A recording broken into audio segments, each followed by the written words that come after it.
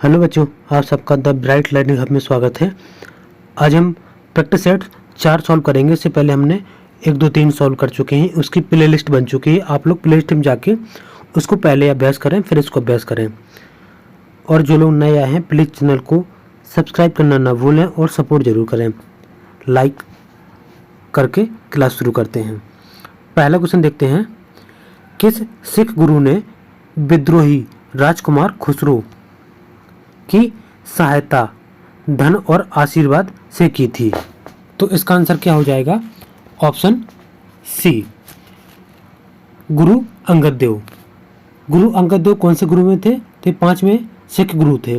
अच्छा, अगर हरगोबिंद सिंह तो गुरु हरगोबिंद तो ये थे 6वें नंबर के, और गुरु गोविंद तो ये 10वें नंबर के, और गुरु तेज बहादुर ये 9वें नंबर के। और गुरु अर्जुन देव थे तो इनकी हत्या किसने करवाई थी? तो इनकी हत्या जहांगीर। प्रश्न संख्या 2। उत्तर भारत में चांदी का सिक्का जिसे टंका जारी करने वाला कौन मध्यकालीन शासक था? तो इसका आंसर क्या हो जाएगा? Option A, Iltutmish. इसे वास्तविक संस्थापक यही था।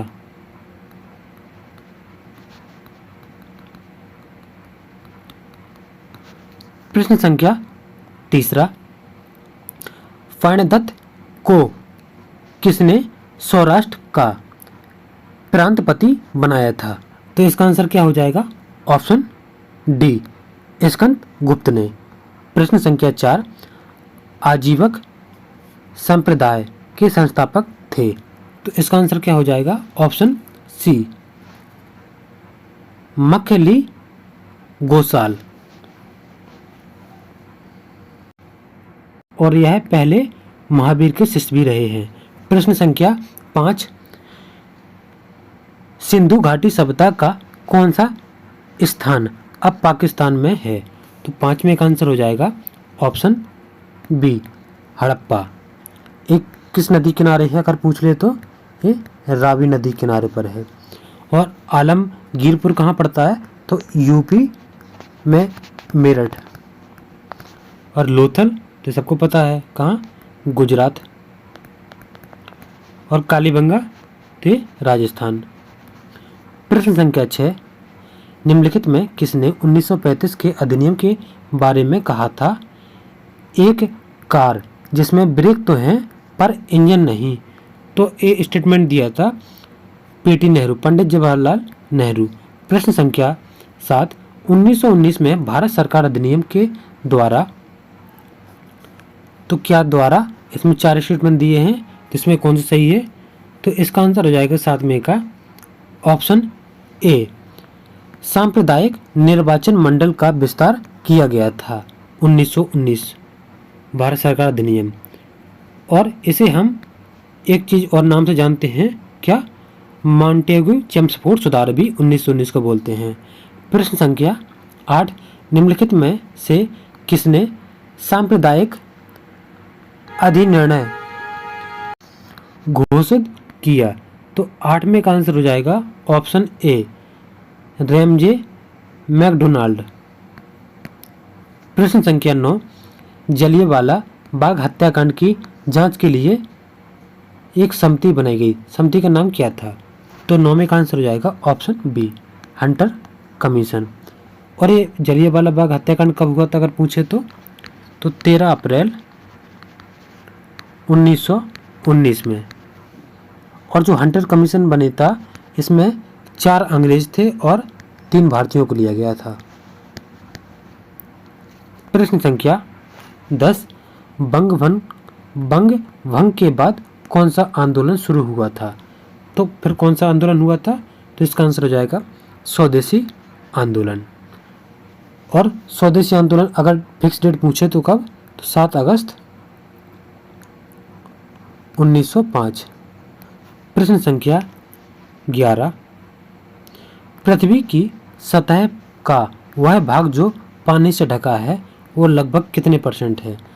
तो ए 2/3, बोलते हैं कि 2/3 पानी है धरती पर, तो ऑप्शन सी। प्रश्न संख्या 12, निम्नलिखित में से किस एक महाद्वीप में उसके संपूर्ण क्षेत्रफल में मैदानी भाग का प्रतिशत सर्वाधिक है? तो मैदानी भाग का प्रतिशत सर्वाधिक कहाँ पर है, किस महाद्वीप में? तो इसका आंसर है ऑप्शन बी, यूरोप महाद्वीप में सबसे ज़्यादा।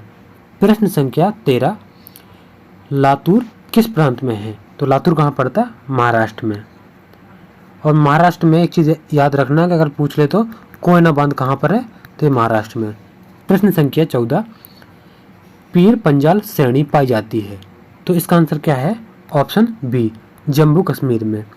प्रश्न संख्या 15, 2011 में देश के निम्नलिखित राज्यों में से साक्षरता दर सबसे कम थी? तो सबसे कम हमेशा ये बिहार में, ऑप्शन बी। ये अभी आरओ में भी एक क्वेश्चन पूछा गया था। प्रश्न संख्या 16, अच्छा बिहार के बाद क्या आता है पूछे तो सबसे टॉप पे बिहार है साक्षरता गरीब में, और सबसे कम मतलब साक्षरता में।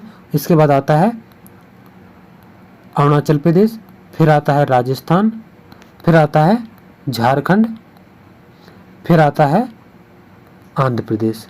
तो इसका ऑर्डर पूछे तो बता देना। अगर मान लो पूछ ले पेपर में कि दूसरे नंबर पे सबसे कम साक्षरता कहाँ है, तो आंध्र प्रदेश में, सॉरी अरुणाचल प्रदेश में, और फिर राजस्थान में, फिर झारखंड में, फिर है। प्रश्न संख्या 16, भारत के आर्थिक सुधार का जनक किसे कहा जाता है? तो 16 का आंसर हो जाएगा ऑप्शन सी, मनमोहन सिंह को।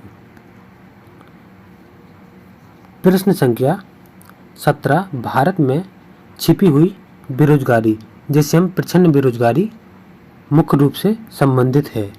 तो ये कृषि संबंधित है, तो इसका आंसर क्या हो जाएगा? ऑप्शन कृषि क्षेत्र से और ग्रामीण क्षेत्र से। तो इसका 1 और 2 दोनों सही, तो ऑप्शन डी। प्रश्न संख्या 18, निम्न में से किस उत्पाद को हरित स्वर्ण कहा जाता है, जिसे ग्रीन गोल्ड बोलते हैं? तो ये एग्जाम में पूछा गया था पैट में पिछली बार, तो इसको बांस। प्रश्न संख्या 19, बैंकों के नकद कोष अनुपात में कमी का प्रभाव होता है? तो 19 का आंसर क्या हो जाएगा? बैंकों की आय वृद्धि में, तो ये सही है। और बैंकों द्वारा प्रतिभूतियों की मांग में वृद्धि, ये भी सही है। बैंकों की साख प्रसार के लिए अधिक धन की उपलब्ध, ये भी सही है। तो ऑप्शन डी इसका। प्रश्न संख्या 20, हिंदू समृद्धि दर का संबंध किस समृद्धि दर से है? तो 20 में का आंसर हो जाएगा ऑप्शन ए, सकल राष्ट्रीय उत्पाद। प्रश्न संख्या 11, पंचायत के सरपंच का चुनाव कैसे होता है? तो इसका आंसर हो जाएगा ऑप्शन ए, जनता द्वारा प्रत्यक्ष रूप से चुनाव। प्रश्न संख्या 22, राष्ट्रपति को निम्नलिखित आधार पर महाभियोग की प्रक्रिया द्वारा उसके पद से हटाया जा सकता है? तो इसका आंसर क्या हो जाएगा? संविधान के अतिक्रमण का उल्लंघन पर इसको महाभियोग की प्रक्रिया। प्रश्न संख्या 23, भारत में प्रजातंत्र इस तथ्य पर आधारित है कि, इसमें से कौन सा सही है? तो इसका आंसर हो जाएगा ऑप्शन सी, जनता को सरकारों को चुनने तथा बदलने का अधिकार प्राप्त है। प्रश्न संख्या 24, निम्नलिखित मौलिक अधिकारों में से कौन सा केवल भारतीय नागरिकों के लिए उपलब्ध है? तो इसका आंसर हो जाएगा ऑप्शन बी, अवसर की समानता सार्वजनिक सेवा योजनाओं के संबंध में। प्रश्न संख्या 25, भारत के संविधान की प्रस्तावना में कितने प्रकार के न्याय और स्वतंत्रता, समानता और भातृत्व का उसी क्रम में उल्लेख कीजिए? तो इसमें बताना है कितने प्रकार की। तो न्याय कितने प्रकार के हैं संविधान की प्रस्तावना? तो न्याय है ऑप्शन ए हो जाएगा 3 टाइप के। कौन कौन से? पहला सामाजिक, आर्थिक और राजनीतिक। ये 3 प्रकार के न्याय हैं। और स्वतंत्रता कितने प्रकार की हैं? तो स्वतंत्रता 5 प्रकार की। कौन कौन सी? विचार की, अभिव्यक्ति की, धर्म की, विश्वास की और उपासना की। ये 5 प्रकार के स्वतंत्रता हैं। और समानता कितने प्रकार की हैं? तो समानता 2 प्रकार की। एक तो है प्रतिष्ठा की और दूसरा अवसर की। और भातृत्व एक टाइप का, उसका नाम है बंधुत्व। तो इसका आंसर क्या था? 3 5 2 1। 3 5 2 1। प्रश्न संख्या 26, ऊर्जा के विकल्प के रूप में किस स्वरूप को स्वीकार किया जाता है? तो 26 का आंसर हो जाएगा ऑप्शन सी, हाइड्रोजन को। प्रश्न संख्या 27, हमारे शरीर में किस एक प्रकार का निर्माण हमारे शरीर में नहीं होता है? तो 27 का आंसर हो जाएगा ऑप्शन ए, विटामिन ए और सी हमारे शरीर में निर्माण नहीं होता है, हमें इनको बाहर से लेना पड़ता है। और बाकी सभी हमारे शरीर में एंजाइम, हार्मोन, प्रोटीन सभी हमारे शरीर में बनते हैं। प्रश्न संख्या 28, निम्नलिखित में से कौन सा पहला सफल क्लोन जंतु था? तो 28 का आंसर क्या हो जाएगा? ऑप्शन ए, भेड़। इसका नाम क्या रखा गया था? इसका नाम डॉली। कब? 1996। प्रश्न संख्या 29, दूध का औसत पीएच मान कितना होता है? तो दूध होता है हल्का सा अम्लीय। तो इसका आंसर क्या हो जाएगा? Option B, 6.6। प्रश्न संख्या 30, चुंबकीय सुई किस तरफ संकेत करती है? तो चुंबकीय सुई होती है वो उत्तर दक्षिण साइड रहती है, तो उत्तर, ऑप्शन सी। प्रश्न संख्या 31, 2/3, 3/4, 4/5 और 5/6 में सबसे बड़ी और सबसे छोटी का अंतर पूछा है। ध्यान देना, अंतर पूछा है। तो 2/3 कितना होता है? तो ये होता है 0.66 और 3/4 कितना होता है? 0.75 और 4/5 होता है 0.8 और ये होता है 5/6 0.83। तो इसमें सबसे बड़ी क्या संख्या है? तो सबसे बड़ी है 5/6, तो लिख लेते 5/6। और सबसे छोटी कौन सी है?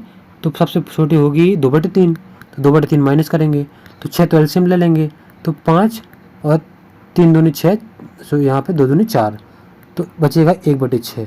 1/6 कहाँ पर है? ऑप्शन सी में। प्रश्न संख्या 32, दो संख्याओं का गुणनफल 24 है तथा उनके वर्गों का योगफल कितना है? 52। तो उनका योगफल ज्ञात कीजिए।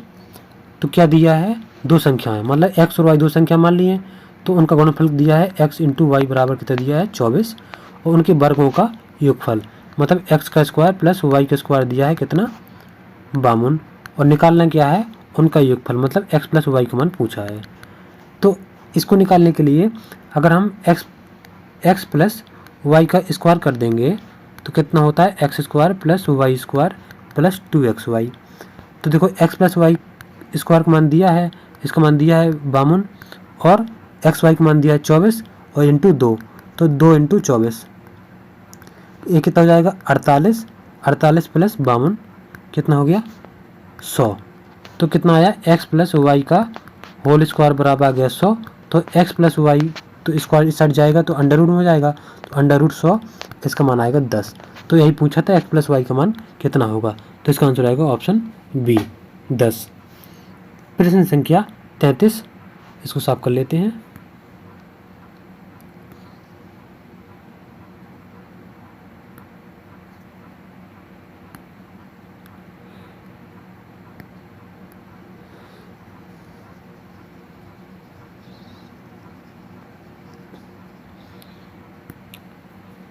निम्नलिखित को हल करें।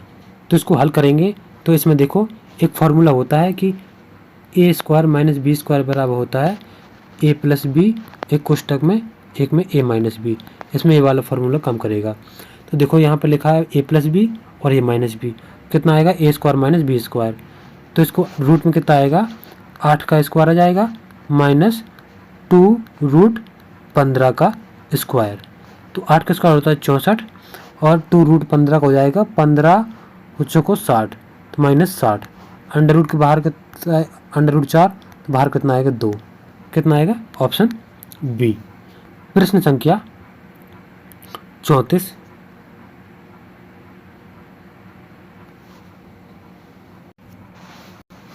एक कॉलेज में 3 समूह G1, G2 और G3 छात्रों की संख्या 20, 40, 60 है और समूहों G1, G2 और G3 द्वारा प्राप्त किए गए औसत अंक क्रमशः कितने हैं, 50%, 60% और 70%। तो कॉलेज के सभी छात्रों का औसत अंक कितना होगा। तो G1, G2 और G3 में क्रमशः कितने हैं, तो 20। तो G1 के कुल अंक कितने हो जाएंगे, एक तो G1 में कितना 20 और औसत अंक कितने दिए हैं 50, तो कितना हो जाएगा 20 × 50, कितना हो जाएगा 1000। इसी प्रकार G2 में के कुल अंक कितने हो जाएंगे, तो G2 में कितने हैं 40 और इसका औसत कितना दिया है 60%, तो 40 × 60 तो कितना हो जाएगा 2400। और G3 में कितने हैं 60 और इसका औसत 70, G3 में 60 × 70 कितना हो जाएगा 4200। टोटल जोड़ेंगे कितना आएगा, तो ये 0 0 0 ये 0 हो जाएगा, 4 2 6 और 4 2 6 1 7, कितना होगा 7600 हो गया है उसने। और कुल कितने छात्र हैं, तो छात्र हैं 20, 40 और 60, 60 और 40, 100 और 120, छात्र कितने हैं 120। उसने पूछा है कि सभी छात्रों का औसत अंक, तो टोटल अंक कितने हैं 7600 बटे टोटल छात्र हैं 120, 0 0 और 12 6 72, 12 3 36, 12 3 36, कितना हो जाएगा 63.33। तो इसका आंसर क्या हो जाएगा लगभग 63, ऑप्शन डी। प्रश्न संख्या 35। एक परीक्षा में उत्तीर्ण होने के लिए आवश्यक न्यूनतम अंकों का प्रतिशत 38% है और यदि अधिकतम अंक कितने हैं 750, तो विद्यार्थी को परीक्षा में उत्तीर्ण करने के लिए कितना अंक की आवश्यकता है। तो कितना उसने बोला है कि अधिकतम अंक कितने हैं 750 और पास करने के लिए चाहिए 38%। तो सीधा सीधा निकालना है, 25 से काटेंगे तो 25 थी 75 और 25 को 100 यहाँ से काटेंगे तो ये होगा 15, ये हो जाएगा 19। 19 × 15 कितना हो जाएगा, 15 9 135, हाँ से लगेंगे 13, 15 एकम 15 और 13 28, तो 285, ऑप्शन ए। प्रश्न संख्या 36। जयद्रथ वध किसकी रचना है, तो किसकी है, कई बार एग्जाम पूछ चुकी है कि, तो इसका आंसर हो जाएगा मैथिली शरण गुप्त की। प्रश्न संख्या 37। कहाँ राजा भोज कहाँ गंगू तेली लोकोक्ति का अर्थ है, तो 37 का आंसर आएगा ऑप्शन ए, विशिष्ट और सामान्य व्यक्ति की तुलना। प्रश्न संख्या 38। निम्नलिखित प्रश्नों में 4 विकल्पों में से उस विकल्प का चयन करें जो दिए गए सही स्त्रीलिंग वाला है। तो इसमें आंसर हो जाएगा हंस का स्त्रीलिंग हो जाएगा हंसनी, ऑप्शन ए इसका सही है। प्रश्न संख्या 39। निम्नलिखित में अशुद्धि वाक्य छांटिए, तो 39 का आंसर क्या हो जाएगा ऑप्शन ए, कृष्ण जी के अनेकों नहीं होता, कृष्ण जी के अनेक। प्रश्न संख्या 40। वृषभानुजा किस शब्द का समानार्थी है, तो 40 का आंसर जाएगा ऑप्शन सी, राधा का। अब देखते हैं इंग्लिश का एक पैसेज आएगा और पैसेज में केवल हम हर पेपर में देख चुके हैं केवल एक ही प्रश्न पूछा जाता है और पैसेज काफ़ी लेंदी जो यूपी त्रिपल पैट में दे रहा है, पैसेज बहुत लंबी दे रहा है। तो इसको आप लोग 1 मिनट पॉज करके आराम से इसको पढ़ना और इसके आंसर खोजना। और इसकी पीडीएफ टेलीग्राम पर मिल जाएगी, पीडीएफ को टेलीग्राम से वहाँ डाउनलोड करके वहाँ से उसको सॉल्व कर लेना। और इसका आंसर बताते हैं क्या होगा, तो इस पैसेज को आप लोग ध्यान से पढ़ना। इसका आंसर हो जाएगा how did the pre historic man communicate, तो कैसे करते हैं, तो इसका आंसर हो जाएगा 41 का ऑप्शन बी, चलो इसका कहाँ पर मिलेगा आंसर, तो देखो यहाँ पर लिखा है कम्युनिकेट फीलिंग, इस वाले को पढ़ लेना ध्यान से, यहाँ मिल जाएगा। प्रश्न संख्या 42, इसमें दिखाना है एरर कौन सा है, एक एरर। तो इसमें दे इनवाइटेड जाया एंड, अब देखो ये हो गया सब्जेक्ट, इसका वर्ब, जब सब्जेक्ट आता है फिर वर्ब आती है तो इसके बाद क्या आता है, ऑब्जेक्ट आता है। तो ये तो जाए तो ऑब्जेक्ट हो गया, लेकिन ऑब्जेक्ट एंड के साथ जो भी जुड़ता है जो उसके आगे होता है इससे हम यहाँ पे होता है, तो ऑब्जेक्ट जाए हो गया, ये तो सब्जेक्ट है, तो यहाँ पे क्या आएगा, आई की जगह मी हो जाएगा। तो इसका आंसर क्या हो जाएगा, ऑप्शन ए। प्रश्न संख्या 43, we are watching news on BBC last evening, तो यहाँ पर क्या होगा, 43 का आंसर हो जाएगा we are watching the news. प्रश्न संख्या 44, इनडायरेक्ट स्पीच सेंटेंस, तो इसका आंसर क्या हो जाएगा 44 का, would you like to come with us they said, तो 44 का आंसर हो जाएगा option B, they asked me if I would like to come with them. प्रश्न संख्या 45, पैसे बाइस एक्टिव पैसे बाइस है, then her face was bored, तो इसका आंसर क्या हो जाएगा 45 का, then she bored her face. प्रश्न संख्या 52 है यहाँ पर, हर फेस, इसका आंसर है 46 का, 25 मई 1666 को सप्ताह का कौन सा दिन है। देखो यहाँ पर कैलेंडर वाले क्वेश्चन है, इस तरह में कई लोग कोड से याद करते हैं और इसका मेथड से भी निकाला जा सकता है, तो अपने अपने तरीके से लोग निकाल लें, जिसको जो मेथड आता है इसका आंसर है मंगलवार। नीचे प्रत्येक प्रश्न ए और बी में 2 कथन दिए गए हैं, एक कथन या तो स्वतंत्र कारण हो सकते हैं या स्वतंत्र कारणों या सामान्य कारण के परिणाम हो सकते हैं। इनमें से एक कथन दूसरे कथन का परिणाम हो सकता है। दोनों कथनों को पढ़िए और तय कीजिए कि निम्नलिखित में किस उत्तर का चुनाव इन दोनों कथनों के बीच संबंध बताता है। तो पढ़ते हैं दोनों। एयरपोर्ट अथॉरिटी के कर्मचारियों ने हड़ताल रद्द कर दी जो निजीकरण के खिलाफ थे। दूसरा, एयरपोर्ट अथॉरिटी के कर्मचारी हड़ताल पर चले गए क्योंकि निजीकरण से उनकी जॉब को खतरा था। तो इसमें देखो कथन और 1 और 2 दोनों कथन किसी स्वतंत्र कारण के परिणाम हैं। इसका आंसर हो जाएगा ऑप्शन सी।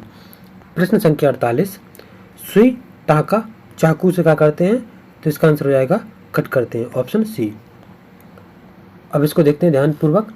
उपरोक्त श्रृंखला का विचार करें और बाएं आधे भाग को उलट दिए जाए तो चिन्हों की संख्या जो कि किसी अक्षर के बाद और किसी अंक से पहले की आती है।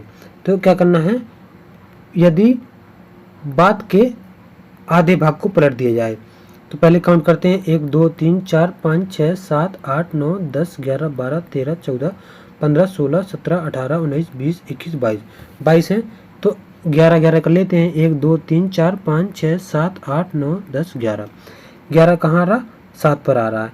तो इसमें 1 2 3 4 5 6 7 8 9 10 11। अब उसने बोला कि बाद वाले को पलट देना है, तो पलटना कहाँ से, 7 के बाद इनको पलट देंगे। तो सबसे पहले आ जाएगा 1, फिर आएगा @ फिर आएगा Q, फिर L, फिर स्लैश, फिर B, फिर X, फिर प्लस Y, फिर N, फिर एंड। उसने बोला है कि उन चिन्हों की संख्या ज्ञात करो, ये चिन्हों की संख्या ज्ञात करनी है जो किसी अक्षर के बाद इसके आगे आएगा, मतलब अक्षर आएगा और किसी अंक के पहले। यहाँ पर अंक आने चाहिए, बीच में चिन्ह आना चाहिए और फिर अक्षर आना चाहिए। तो ऐसा कहाँ मिल रहा है, इसको ऑब्जर्व करना। तो देखो यहाँ पर मिल रहा है, बीच में चिन्ह आ रहा है, आगे अक्षर आ रहा है और पीछे अंक आ रहा है। तो केवल इसी तरह का एक ही है। तो इसका आंसर क्या हो जाएगा, 49 का ऑप्शन डी। प्रश्न संख्या 50, इसको सभी पंखुड़ियाँ फूल हैं और सभी पंखुड़ियाँ पीले हैं और सभी पीले फूल हैं। तो इस तरह बनाते हैं। पहले सभी पंखुड़ियाँ, ये होगी पंखुड़ियाँ, सभी पंखुड़ियाँ पीले हैं, ये पीले बना लिए। उसने बोला है कि सभी पंखुड़ियाँ फूल हैं, तो ये सभी पंखुड़ियाँ फूल हैं। उसने बोला कि सभी पीले फूल हैं, तो देखो पीले भी अंदर आ गया है। तो अब इसको पढ़ते हैं, सभी फूल पीले हैं। इसने बोला कि सभी फूल पीले हैं, जबकि ये बाहर है, ये अंदर है, तो ऐसा हो नहीं हो सकता, ये गलत हो जाएगा। इसने बोला कि सभी पीले पंखुड़ियाँ हैं, तो ये बाहर साइड वाला, अगर अंदर साइड वाला बाहर के लिए पूछता तो सही हो जाता, लेकिन उल्टा पूछा दोनों जगह, तो ये भी गलत है।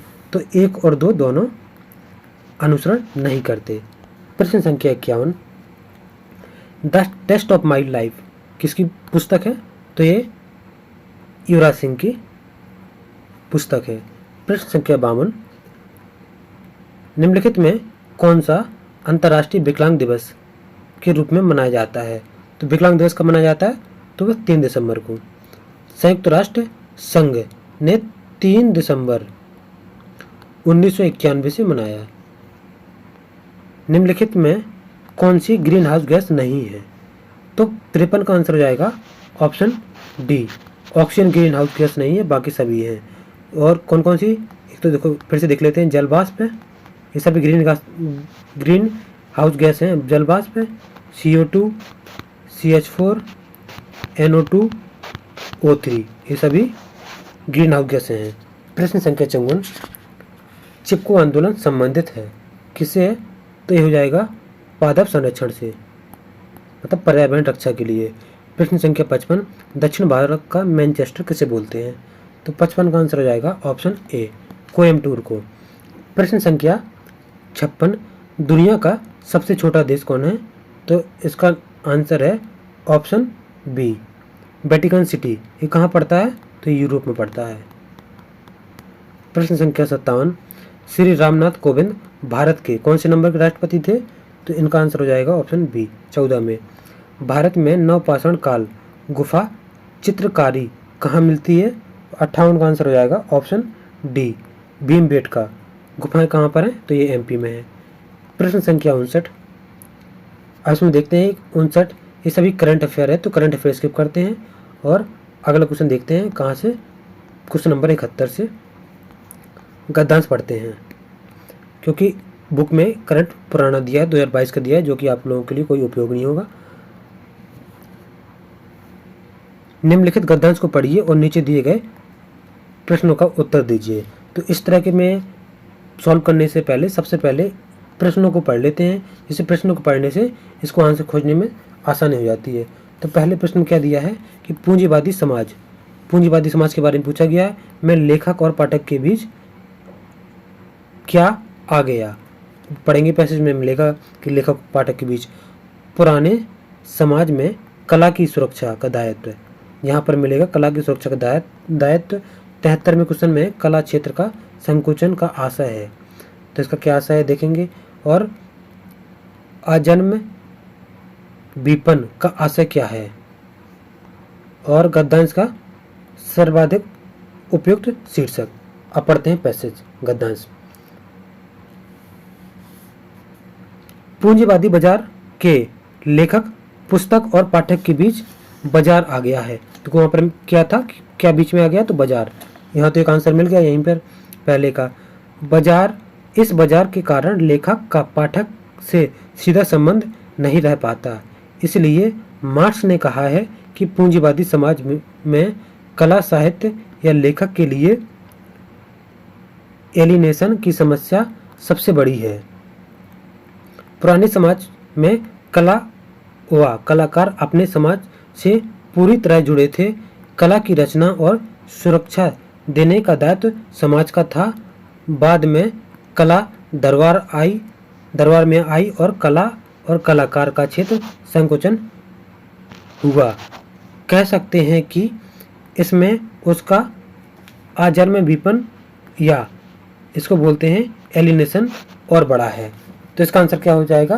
पहले का तो बीच में क्या आ गया था, तो इसका आंसर हो जाएगा ऑप्शन सी बाजार आ गया था। पुराने समाज में कला की सुरक्षा का दायित्व किसे दिया जाता है? तो उसमें था समाज का। प्रश्न संख्या 73, कला क्षेत्र का संकुचन का आशय है।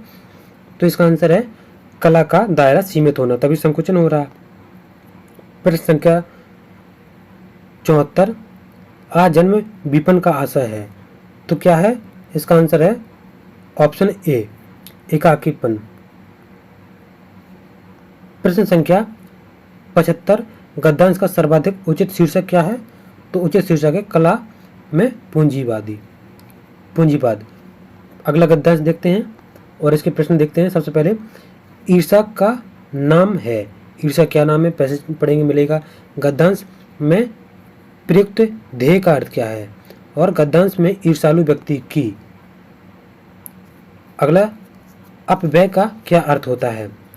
और 80, गद्यांश का उपयुक्त शीर्षक क्या है? तो पढ़ते हैं गद्यांश। ईर्षा का काम जलाना है। देखो एक तो यही मिल गया। अगर सबसे पहले वह उसी को जलाती है जिसके हृदय में उसका जन्म होता है। आप भी ऐसे बहुत से लोगों को जानते होंगे जो ईर्षा और द्वेष की साकार मूर्ति है, जो बराबर इस फिक्र में लगे रहते हैं कि कहाँ सुनने वाले मिले कि अपने दिल का गुबार निकालने का मौका मिले।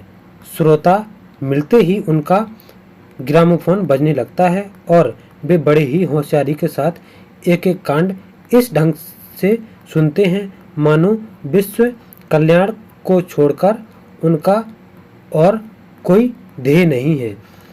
मगर जरा उनके अपने इतिहास को भी देखिए और समझने की कोशिश कीजिए, जिससे उन्होंने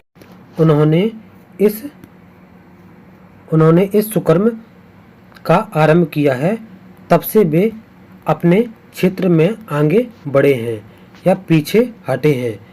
यह भी कि अगर वे निंदा करने में समय और शक्ति का अपव्यय नहीं करते तो आज उनका स्थान कहाँ होता। तो ईर्षा का नाम क्या है? पैसेज में मिला था ईर्षा का, तो जलाना। सबसे पहले दिया यहीं पे जलाना, तो इसका आंसर हो जाएगा जलाना। गद्यांश का उपयुक्त ध्येय का अर्थ क्या है? तो ध्येय का मतलब लक्ष्य। प्रश्न संख्या 78, गद्यांश में ईर्ष्यालु व्यक्ति की खिल्लियां उड़ गईं। प्रश्न संख्या 79, अपव्यय का क्या अर्थ है? अपव्यय मतलब होता है जो फिजूल खर्च करे। प्रश्न संख्या 80, गद्यांश का उपयुक्त शीर्षक क्या है? तो पैसेज को पढ़ने से पता चला कि ईर्ष्या के बारे में दिया हुआ है। तो यहाँ पर 1 से लेकर 80 तक क्वेश्चन कंप्लीट होते हैं। तो जो लोग नए हैं प्लीज़ चैनल को सब्सक्राइब एंड सपोर्ट किया करें। आप लोग क्लास कर लेते हैं लेकिन लाइक और शेयर सब्सक्राइब नहीं करते हो। और इसकी जो 20 क्वेश्चन DI के बचे हैं वो इसकी लिंक इसी के डिस्क्रिप्शन में मिल जाएगी, क्योंकि वीडियो बहुत ज़्यादा लंबा हो जाता है। क्योंकि 20 क्वेश्चन इसके जो भी आ रहे हैं काफ़ी लेंदी और अच्छे क्वेश्चन दिए हुए हैं, तो इसको अलग से क्लास करवाते हैं। और इसकी डिस्क्रिप्शन में लिंक जाके और इसके वहाँ पर जाके इसका प्लेलिस्ट में जाके इसकी PDF भी वहीं पर आप लोग टेलीग्राम ज्वाइन करके PDF पा सकते हैं। और प्लेलिस्ट में जाके इसको बारी बारी से सभी जितनी क्लास हो चुकी है सभी के DI वहाँ पर आपको उपलब्ध हो जाएगी। तो DI को जरूर सॉल्व करके जाएं, क्योंकि 20 नंबर आपका इम्पोर्टेंट रोल निभाएंगे आपको अच्छे नंबर इंक्रीज करने में। Thank you. लास्ट में like and share and subscribe जरूर करें। Thank you.